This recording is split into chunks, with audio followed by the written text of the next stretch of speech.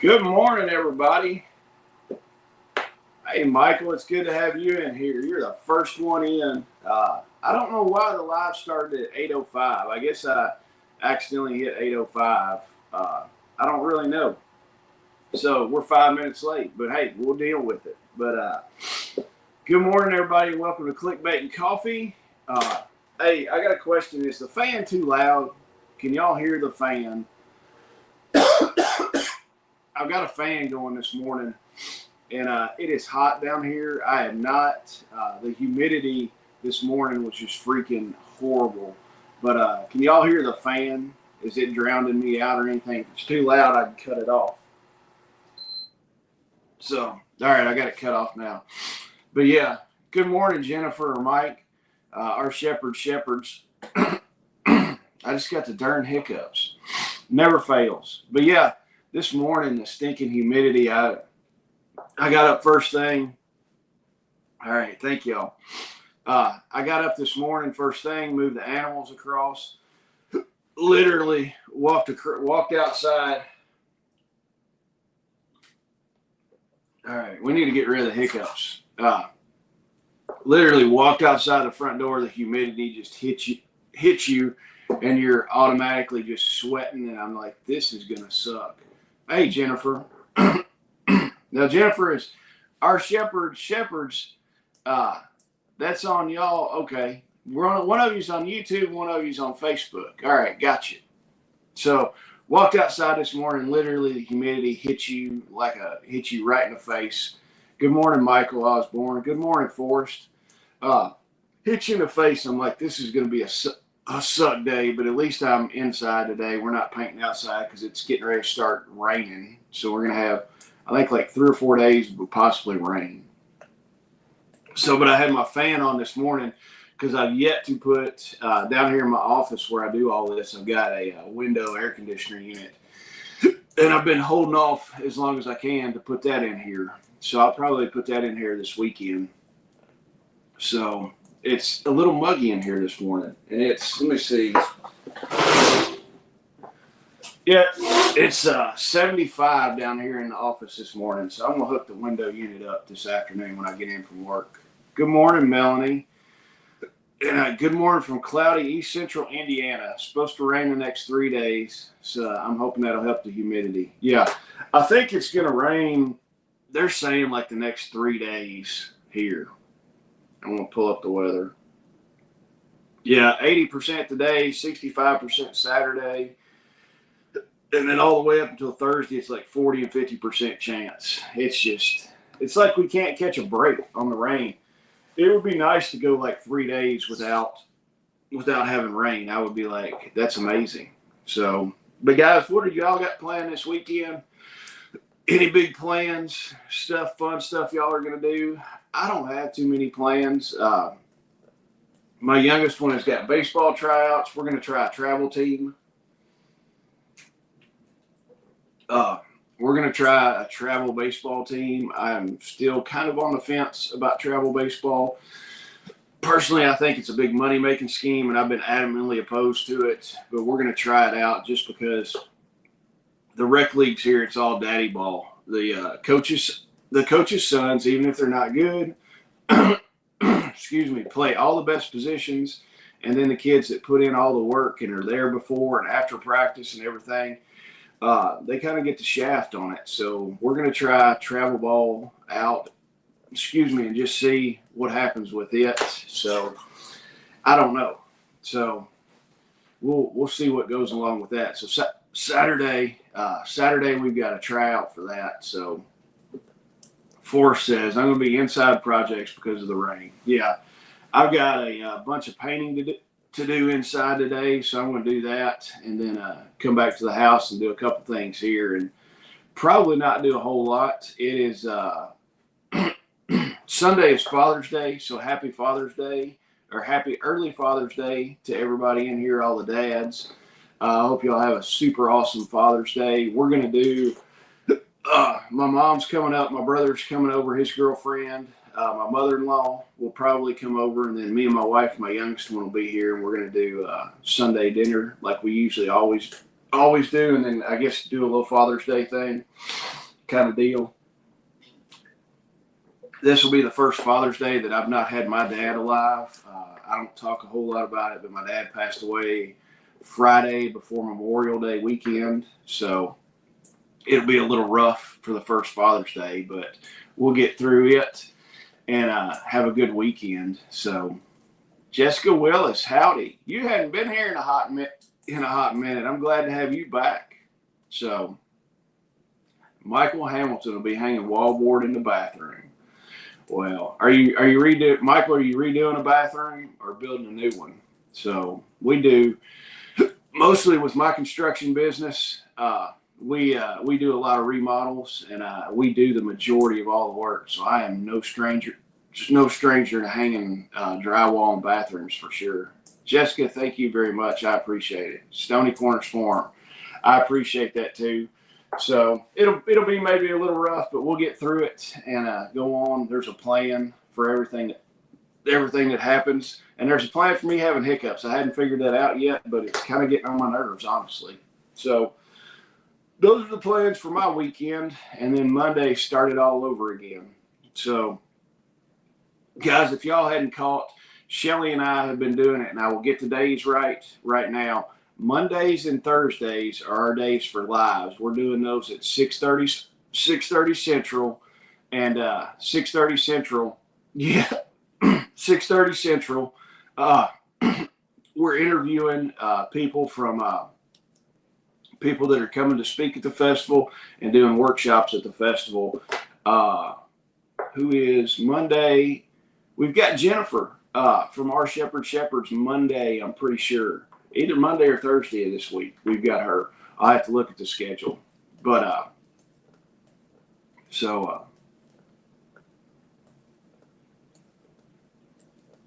oh, Kristen. Okay, Stony Corners Farm. Yes, that is Kristen, my cousin. I didn't realize that. When it's got, just like Forrest last night, Forrest was on with his food thing, the Bayou thing. So I didn't realize that. Good morning, Kristen. I just now, if you wouldn't have told me, I would never put it together, honestly, just because I'm stupid sometimes. And yes, Forrest, today is Friday the 13th. I should have worn my Jason mask down here. That would have been funny. So, good morning, Bill. Is it raining at your house yet, Bill? So, and yeah, Jennifer and Our Shepherds will be on the 16th, so that will be Monday. So, all right. Let me see. Melanie, did you kill any unicorns last night to have something to talk about today? No unicorns showed up last night, so we did not kill any unicorns. We would have if they would have came in and attacked our dogs while we were taking the dogs out, but no unicorns showed up. So no blood was spilled last night. Good morning, Greg Skeens. Yeah, Kristen. Technology is not my thing. Hey, I can set up a live stream and I can get on here and talk about stuff, but if I've got to do anything else, a screen share, anything like that, it's like, forget it. I was going to try to do and see what it looked like doing it on my laptop, but I couldn't get the stupid camera and the microphone to work on my laptop, so I'm like, forget it. So it is what it is. So, and Bill says it's been raining all night. Well, Bill, it's moving in here. It sprinkled just a little bit when I was moving the animals this morning. So, but guys, festival tickets, they're going hot and fast. And don't forget, the rest of the month of June, if you buy a ticket to the class, you're registered to win a refuge medical class. So we've still got that going. There's quite a few people that have bought tickets, but there's still going to be a pretty stinking good chance of you winning that spot in the refuge class. And if you don't want to take your chance on winning a spot, they've still got a few spots left. I don't know how many. I know TJ, when we were live with him Monday, he went ahead and told the people at the store to move 10 more seats, to add 10 more seats. So if you want to get a class there, go ahead and sign up for that thing, because I know they're going quick. So, and then Bill says, thunderstorms moved in about 9 last night. Gave us about 1 3/4 inches of rain in the last 24 hours and nearly another inch the next 24. I tell you what, I have a feeling with weather this year. It's going to be super wet in June and July, and then August, September is just going to be dry as a bone. So I know the guys, one of the biggest farmers in Warren County, his place is real close to me. They started thrashing wheat. Wednesday they started thrashing wheat, and they ran all night last night because before I went to bed, I looked across and I could see them in the field. The combines were running through the fields, and they have got the planter. Of course, they always do it. They got the planter coming along planting beans right behind the combines. But man, they're zipping and going trying to beat this rain because we've got 4 days of rain coming up. That's going to put a hit on getting the wheat in and getting your beans in and all that. So, but yeah, if you want festival tickets, grab your festival tickets. Also, if you're going to come and camp in an RV spots are going pretty fast. So if you're going to come and bring your RV, you need to get your RV spot now. I think we've got just a few of those left. I would have to look. We've only got 28 spots total for RVs. And I know we sold 3 or 4 spots yesterday. So those things are kind of going fast if you want to do your RV. If we do run out of spots there for an RV, there is KOA Campground, which is like literally 10 minutes away.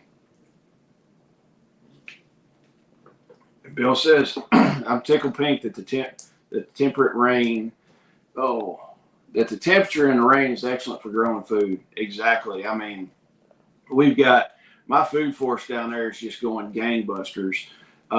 We're getting slowed up on strawberries. I don't know, last year we had strawberries all through the summer, and it seems like some of the Everbear strawberries have not done super good this year. Early part of the year, I mean, they were just going gangbusters. And we went down and picked a ton of strawberries. We've still got a few coming in. There's still quite a few blooms down there, so we'll still have strawberries. Comfrey, we cut the crap out of comfrey the other day, and I've got a bunch of it drying in the shop to put up and feed the animals this winter and fall and stuff like that. But there's a good amount of fruit down there. I'm super excited about that. All the herbs that we planted down there, we've got oregano and thyme plants that are just, I mean, massive down there. It's crazy.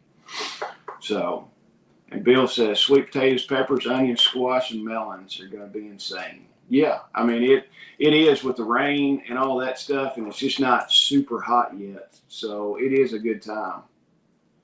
And Jessica, how did you set up your food forest? I love that idea. Jessica, we set up, I went to a class, and the way I learned about a lot of the food forest and stuff like that is from Billy and William Bond. Billy talks about it and planting your guilds. Essentially, you'll plant your fruit tree and you'll do guilds around it. Essentially, they real close to the fruit tree, they surround it with a garlic and daffodils. You can harvest the garlic and always have garlic. I've got tons of garlic down there to harvest this fall. But you'll plant you'll plant that around your fruit trees. The deer and the rabbits and stuff like that don't like the smell, so they don't mess with the fruit trees. And then as you come out planting the guilds around, you'll plant herbs, comfrey, and stuff like that around there. And then you'll want to plant in between your trees. You can plant bushes. We've got blueberries. I've got a decent amount of blueberries coming in down there. I ate a handful of them the other day when I was just walking around down there. So you can plant in between your trees. You can plant your bushes, like some low growing bushes, like blueberries is like what I picked. You can do goji berries, anything like that. And then you'll want to also do a ground cover just to keep the weeds out.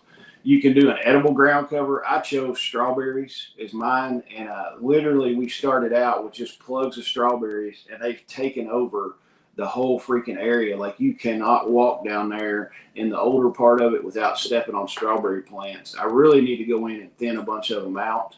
And the cool thing about strawberry plants, you can go in and take the runners and cut the runners and plant those and just multiply your plants going that way. But I've got some videos on my YouTube channel showing the food forest and showing how we put it in and some stuff like that. So go check those out. Some of them are pretty in-depth of us planting and doing and explaining a lot of that. But if you want some other stuff, go check out. It's a Permapastures Farm. Billy's done a lot of stuff on food forest.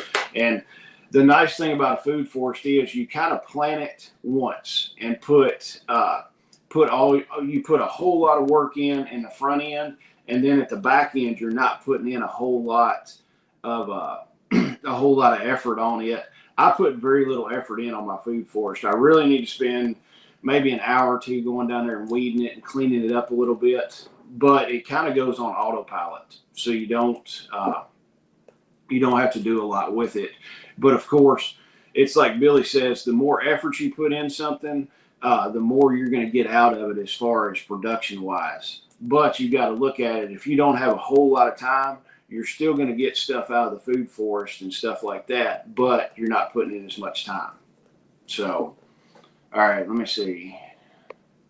Michael Hamilton, bees just finished the orchard, working on wildflowers. That sounds cool. I am going to get bees this coming up spring. Me and my wife have talked about it for 3 years now. It's like we want to get bees, and then it's like we never get time to sit down and do it. I'm going to be dedicated to getting bees this spring and raising some of those. I want the honey, and then I want some pollinators. We're going to set them right down by the food forest. They'll have all kinds of stuff to go in and get pollen from, and they should be happy as can be. And then our shepherds, any advice on protecting our squash from squash bugs, natural remedies? I do not know. Somebody in the chat will know for sure. Now, if you've got some natural predators, that's going to be the best thing, the most organic thing. I will tell you one thing, Cushaw squash, Tromboncino squash, if you can plant those next year, the squash bugs usually leave those things alone. So they're Tromboncino squash. I think Shelly might have some seeds. So get with her and she might be able to get you some seeds. And then Jennifer says, plus everything grows better in Kentucky. Yes, stuff does grow pretty good around here. Melanie says, a rabbit's been eating my marigolds and my squash plants. Had to put a game camera up to figure out what it was. Melanie, you just need to shoot the rabbit. Either that, or I tell you what, funny story about my dad. Years ago, before he had his stroke and everything, he had his garden and all that. And he called me one morning. He goes, hey, he said, you still have those live traps? And Melanie, you might want to buy some live traps. You can go to Tractor Supply and get the live traps and trap the rabbits. And then if you want to, relocate them. But so Dad called me. He's like, hey, do you still have a bunch of those live traps? And I was like, yeah, why? He's like, bring them down here. He's like, the rabbits are just absolutely decimating my garden. And I was like, okay. So I brought him like 4 or 5 live traps. Didn't think nothing else about it. And I come home that afternoon, and my wife tells me, she goes, your dad has been bringing rabbits up here and dropping them off. And I'm like, what? She's like, yeah. He's like, he's been up here twice today and brought like 10 rabbits up that he's caught out of his garden and just been letting them go at my house. And I'm like, Lord, so my dad took his problem and made it my problem up here. So that is why we've got an abundance of rabbit here. This year, I've seen more rabbits. I don't know what it is, but there are rabbits everywhere. I can walk anywhere on the place. Well, this morning, walking from the house to the shop, I saw 2 or 3 rabbits just go running out. I mean, you can walk down by the food forest. There's rabbits. When I was moving the animals across pasture this morning, I saw 2 or 3 rabbits. They're just freaking everywhere. So, and then our shepherd says, we use Irish Spring soap. So that might work. I've heard a lot of people do that. And then Jessica, go check that out. There's a lot of good information on that. So, all right. Michael Hamilton, cast iron pot, carrots, taters, and onions. Yes, exactly. That is what you do with your rabbit problems for sure. And then our shepherds, our dog takes care of a lot of our problems. Yeah, I mean that does. Our livestock guard dogs, they will take care of pretty much anything that doesn't need to be down there. they take care of. They will kill rabbits, possums, all kinds of stuff. I mean, if a turkey gets there and they can get a hold of that turkey, they'll eat turkey for dinner. So then Forrest, the bee guy coming to the festival is a great speaker, very knowledgeable, and shows the most inexpensive ways to get started. Yeah, Greg, I've talked to Greg a couple times on the phone. It's Greg New, and Greg's a super cool dude. I've talked to him. I've not met him in person yet. Shelly and Forrest met him up in Ohio at the festival up there. And when I've talked to him, he's been super nice. And I tell you, the guy is super generous on stuff. He donated. We're doing the Caleb House charity dinner, or charity auction that everybody probably knows about. That's going to be on Saturday. We've got 2 bee nukes donated already. So we've got 2 nukes that we're going to auction off. We're going to pair those with new hives, bee suits. And I asked Greg, I was like, hey, Greg, I was like, can you do a consultation for each person that buys these? And he was like, heck yeah. He's like, as long as they're, you know, within a decent distance where I can drive down to their place. He said, I'll go down there for the day, get them set up, teach them how to do the bees, all that kind of stuff. And he said, if it's too far, he said, we'll do, you know, some Zoom calls and stuff like that. So I'm like, that is freaking amazing. I was like, I appreciate that so much. That he was like, no questions asked. I didn't even have to talk him into it. He's like, most certainly I will do that. So if you're interested in bees, Greg is going to be doing bee workshops at the festival. And I mean, I'll tell you, for $35, that's worth just coming. You know, any of these workshops are worth the $35 to get in. So that's just my opinion on it. I would pay $35 to sit down and listen to Greg speak at the workshop for sure. Doris, how are you this morning? If anyone has strawberry starts, I would like to buy some to get started on my place. I have a small bed and I want to turn it into a strawberry bed. Doris, hit me up. We could probably go down there and dig some plugs and dig some stuff up. I've got runners just coming everywhere. I've got, we won't be able to tell which kind they are, but I've got Chandlers and Everbears is what I've got. So get a hold of me and we can figure something out about that.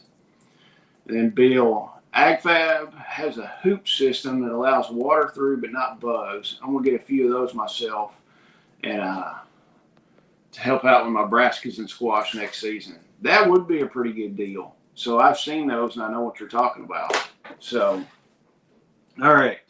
One super cool thing that I started working on. I had a customer.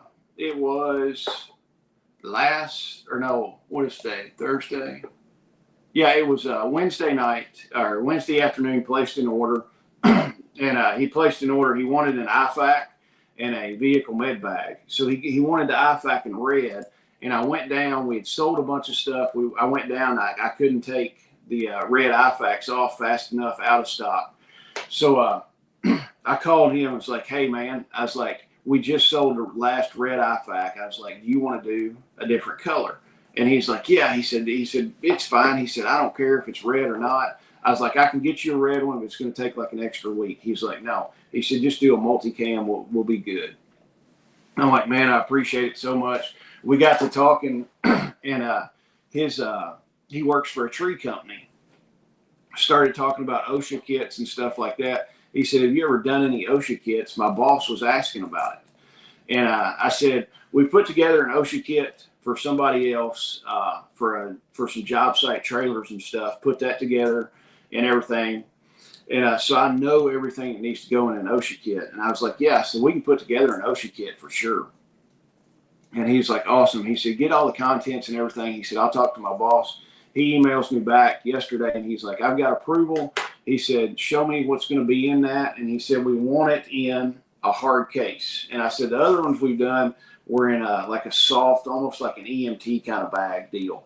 He said, we'd like ours in a hard case because then we can throw it around in the truck and stuff like that, throw it in the boxes of the truck and everything. We don't have to worry about messing with it.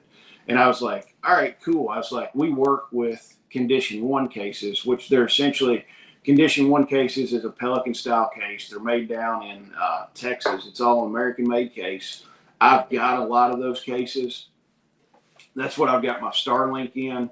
They're waterproof. I think it's an IP67, so they're dustproof and waterproof down to like 3 feet or something. So I told him, I was like, what if we do a red condition 1 case? And he goes, that would be freaking amazing. And I'm like, okay, cool. I was like, let me get everything together, get your pricing on it and all that. So I'm going to work on that after the live for a few minutes before I go to work and get him all that. But yeah, condition 1 cases, we're going to start carrying the condition 1 cases on the website. We're a dealer for them. We just now finalized all that. I had an affiliate link with them, but I'm like, let's just do the dealer stuff. If we're going to start doing these OSHA compliant kits, I'd rather just be a dealer. So those will be up on the website pretty soon as we get all that finalized. So I'm kind of excited that we're moving in to a different market, I guess the construction industry now. So, but if you want any first aid medical stuff, everything's in stock except for red IFAKs. I've got to take that and put those out of stock right now. But if you need any of that stuff, jump on the website, order it. Everything is pretty much in stock. We'll ship out. If you order something today, I'll probably get it. I don't know if I can get it shipped out on Saturday. Who knows? So, all right. Let me see. Bill, the thunderstorm is kind enough to give me a day off. Good. All right. I've covered about everything. All right. New stuff. I know that we decided that we're going to do Tuesday, we're going to talk about a topic, and then on Friday, we're going to do the news. And I kind of lied to you. And we did. We talked about the LA riots just a little bit on Tuesday. We're going to talk a little bit about some new stuff. Honestly, the biggest breaking news, let me pull this up. My laptop went to sleep. Come on. I don't know what's happening.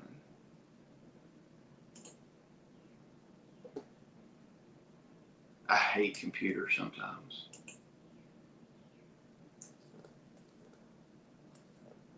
And I love dead space. All right. But anyway, while this is coming up, last night, here it is. Last night, Israel hit Iran. So they hit their one of their nuclear facilities where they've been enriching uranium. The talk's been going on between the United States and Iran for, I mean, it seems like forever, but the newest talks. You guys, condition 1 cases are 15% off. All right. I hate when you go to a website and it starts playing the commercials. It does nothing but piss me off. So, all right. Let me get this crap closed. I get aggravated as crap about this. All right. But the U.S. and Iran have been in talks. I think it was like the last 6 or 7 days. Iran just kind of kept pushing it back and everything. Israel kept saying, hey, if these talks don't go good and we've got, they're not going to go good, we're going to strike and knock your facilities out because we don't want you to have enriched uranium to where you can have a nuclear bomb. So because Israel's afraid if Iran gets a bomb, they're just going to wipe Israel off the face of the earth, which that's probably a pretty good chance that they're going to do that. So let's see. Close. It would be nice if you get a website that didn't have all these ads popping up. So, all right. All right. Israel Prime Minister Netanyahu confirmed that one of Iran's top nuclear facilities had been hit Thursday night. So, and Netanyahu said Iran has produced enough highly enriched uranium for 9 atomic bombs. How he knows that, I don't really know. And then after they hit that, it said hours later, officials also confirmed that Iran launched approximately 100 retaliatory drones toward Israel, and the IDF is working on intercepting those. So this is just another thing. I don't know. It seems like they're always trying to start something, and of course, everybody's saying this is going to be the kickoff to World War III and this kind of stuff. Russia's not real excited that they were not real happy that Israel hit Iran. It's kind of weird. So let me pull up this other, and then. All right, they said we targeted Iran's leading nuclear scientist working on the Iranian bomb.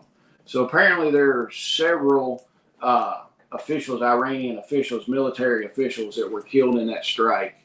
And then Iran was doing a bunch of deep underground tunnels to keep everything kind of secret. So this might kick off. Who knows? That's just something to look at. I don't know if Iran's going to strike Israel and do something else, but it's something to keep your head, looking towards, be thinking about.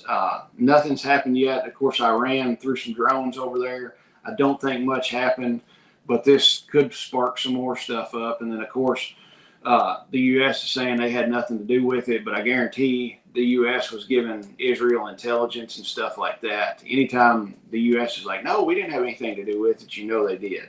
So, and then our shepherds, y'all pray for our friends that are in Israel.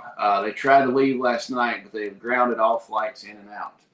That is horrible, and I understand people wanting to go to Israel as far as the religious aspect of it. I personally, in my opinion, I don't care about going to Israel for my religious beliefs, but I understand why people would go. But man, traveling and stuff like that to some of these countries, I don't understand why some people want to do it. I'm happy right here. Hell, there's enough problems and stuff just driving down the road and ways to get killed. But yes, we will remember your friends that are over there, and I understand why they went there. But and it really doesn't seem like there's ever a good time to go to Israel without, somebody. It seems like somebody's always trying to wipe Israel off the face of the earth. So I don't know. Some of the other stuff. All right. This kind of gets my goat. I'm not a Catholic. I'm Baptist, but apparently Pope Leo's first U.S. bishop takes action against Trump's migrant crackdown. Okay. This says, all right, the first U.S. bishop appointed by the new pope has called for priests, deacons, and parish leaders to accompany migrants to court and stand in solidarity with them. So apparently the pope said, hey, bishop, when we've got all these people, all these illegal immigrants going to court, that you need to go stand up with them and fight for them. And then, let me see. Yeah, apparently June 20th is International Refugee Day. A group of priests and faith leaders are planning to visit the federal court building to stand in solidarity with migrants who are making court appearances. And then the Pope is totally against, Trump's mass deportation policy. It's just, why? All right. Why is and I understand, why is the Catholic Church trying to interfere with the United States politics? They're wanting, essentially, the Pope is telling all the Catholics to go against Donald Trump and let people, disobey the rule of law. He's saying to all the Catholic Church members, hey, you need to be against Donald Trump. We need to let all these illegal aliens in, just have open borders. We don't need to be mean to these people and stuff like that. Which, you've got your beliefs. Some of the Catholic people might be fine with it. They might agree with the Pope, but then some of the Catholic people are like, no, we need to have closed borders. We need to do this. We agree with President Trump on what he's doing with immigration. So it's like, stop interjecting yourself in the affairs of the United States. Yeah, you can say you've got your opinion, but don't come, tell all these people to do this stuff. So, I just think it's kind of stupid. Just go on, do whatever, and just leave. Stop interjecting your faith into the government system. I understand that our country was built on Christian beliefs, but I don't know. I just have a hard. It kind of pisses me off when they're doing this kind of stuff. The Catholic Church should worry about the Catholic faith and stuff like that, and not whether we're deporting illegal aliens and stuff like that. Let's see, Michael Hamilton. Watch your surroundings here in the U.S. The Iranians might react to that attack. Yeah. Hey, they might. I think for a long time, sleeper cells. There's all kinds of sleeper cells. I know there's Chicom sleeper cells waiting to activate. I guarantee there's Iranian and all the Islamic terrorist guys. There's things all over. They could activate at any time. Hell, it might be something. Hell, they might go in with the No Kings thing that's going on Saturday. That's another thing. Where is it? All right, I can't find it now, but apparently Saturday is the Camo Dad. Good morning, buddy. Apparently Saturday, I think it's the No Kings rally is it's supposed to kick off all across the United States. They're going to have protests, and of course they're all going to be peaceful and everything. But the No Kings, I think they're having one in Bowling Green. I'm just going to stay out of Bowling Green. I think all this stuff's stupid. But yeah, they've got the No Kings and everything going on a Saturday. Supposed to be kicking it off. So they will be delivering bricks to your local community is probably what's going to happen. And the funny thing, I was talking to somebody, it's like you see all these bricks arriving in these cities. They're just putting pallets of bricks places. Every time, and I'm in construction, every time we order bricks or block, there's two things that we order with it. We order sand and cement. And never once have you seen a pallet of cement and a thing of sand sitting by any of these bricks. So even if you're not a smart person, you can realize it's like these bricks are set there for a reason for the protesters to throw. So I don't know. If I was going to do something like that, I'd be like, hey, sand and mortar's not that much. Let's order some sand and mortar and set beside it and make it look like a legitimate construction project instead of just, oh yeah, we got pallets of bricks sitting all over the place. So, and it's funny because I was looking at this. This is the headline: Anti-ICE rioting funding investigated after numerous high budget requests paid agitators were reported. So, yeah, in our Shepherd, yeah. You guys, condition 1 cases are 15%. All right. Yeah, and a pallet of bricks aren't cheap. So, last time I bought bricks, I think we were paying $375 or $400, $1,000 for those. It's been a while since I bought a whole lot of bricks. So, there's an investigation going on underway. Who is funding the anti-ICE riots right now in LA and some of the other bigger cities? And there's a company that's called Crowds on Demand. And apparently it's a California-based company, and they specialize in providing on-demand crowds for protests. And apparently they've received numerous high-budget requests to get involved with the anti-ICE riots. The spokesman said that they declined to get involved because they did not want to get close to any form of illegal activity, including violence, vandalism, or blocking roads without a permit. So, who knows if they really did that or not. And let me see, there was something in this article.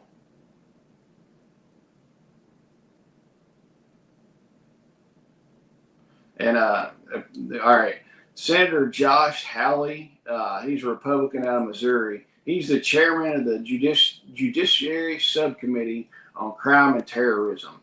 And apparently they're going to launch an investigation. So, every time one of these subcommittees launches an investigation, it's awesome. They find what happened. They put the people in jail and they're dealt with. So that happens every time. It's just more bullshit. They're going to look at it and be like, oh, okay, this guy did this and nothing's going to happen. So, but you look at it, where is this? There was a thing. All right. There is a nonprofit in LA, and let me find this nonprofit. I saw this a minute ago. Okay.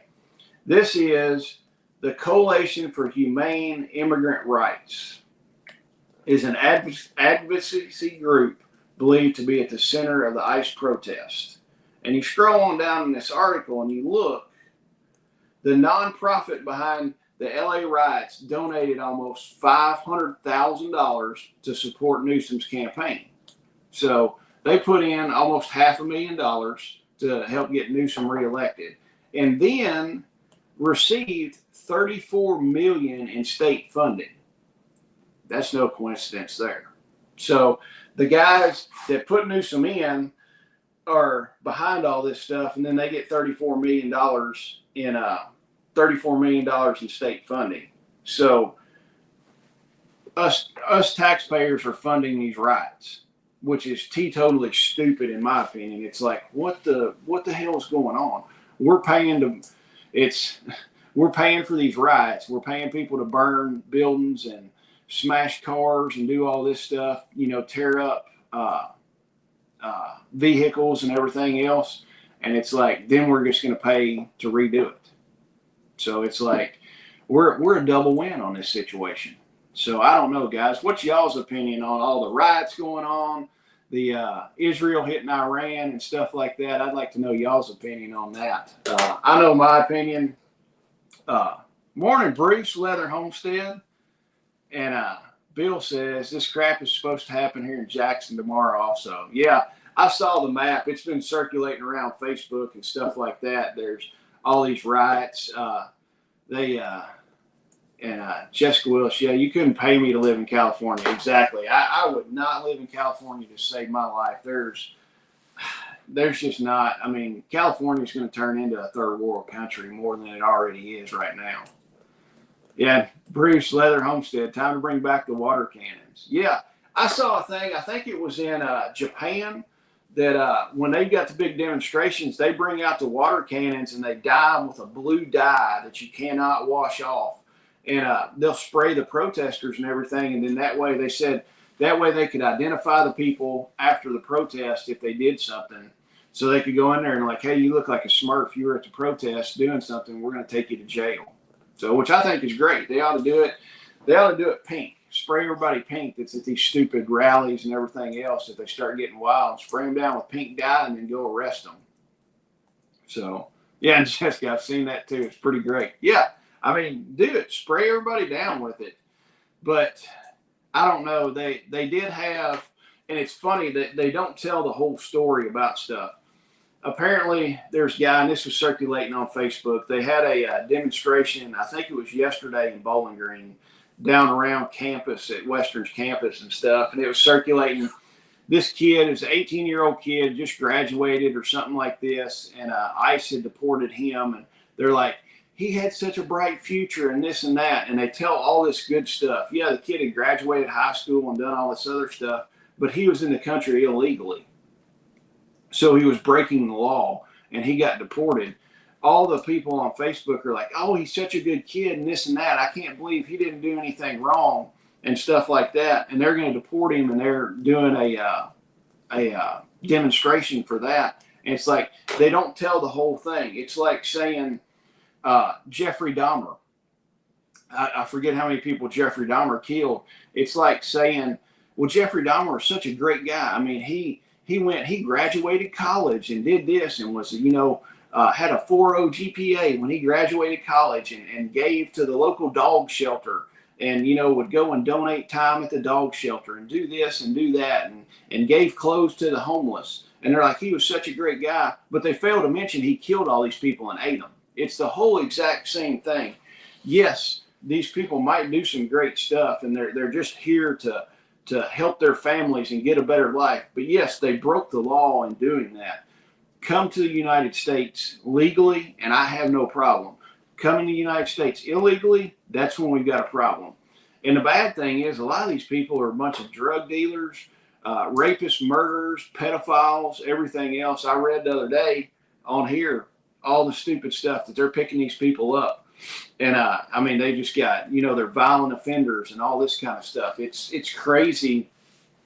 The people that we've got in this country illegally that have done all these acts and everything. It's just, hey, we need to clean it all up. I totally support what Trump's doing on the immigration. I think round them all up, send them back, and see if they want to come back legally. Of course, the rapists, the child molesters, and the drug dealers and all that stuff, we're not going to let them in. They ought to be underneath the prison, honestly. But, if somebody wants to come to the country and have a better life for them and their family, come on in. I'm all about that. Do it, but do it right. And Bill says one of the biggest reasons we moved to Tennessee from Oregon is because of color washes. California, Oregon, and Washington are taking over the entire West Coast. Yeah. I mean, it is kind of crazy what just some of these liberal places. I don't understand how some of this stuff goes on, and I don't understand why people in California are putting up with it.